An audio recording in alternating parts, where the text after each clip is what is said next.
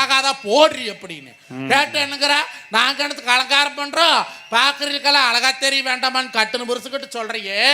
தமிழ்நாட்டு கலாச்சாரப்படி அவன் பொண்டாட்டி அவனுக்கு அழகா தெரிஞ்சா போது, கண்டவனுக்கெல்லாம் அழகா தெரிஞ்சு என்ன பண்ண போடுறான் கேட்கறேன். அவன் பொண்டாட்டி அவனுக்கு அழகா தெரிஞ்சா போதும்.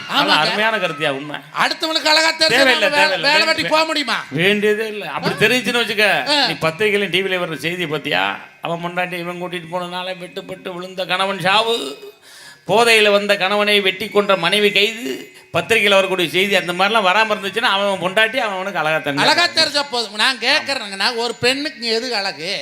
அருமையான நெத்தி நிறைய பொட்டு வச்சு மஞ்சள் பூசி நல்லா பூ வச்சு நல்லா அழகா சடை பின்னி நல்லா புடவை கட்டி வந்தா நல்லா அழகா இருக்கும். அதுதான் அழகு. இன்னைக்கு எந்த பொம்பளை அழகாச்சு பொட்ட பிள்ளைகளுக்கு அந்த பழக்க வழக்கத்தை சொல்லி கொடுக்குதுங்களா?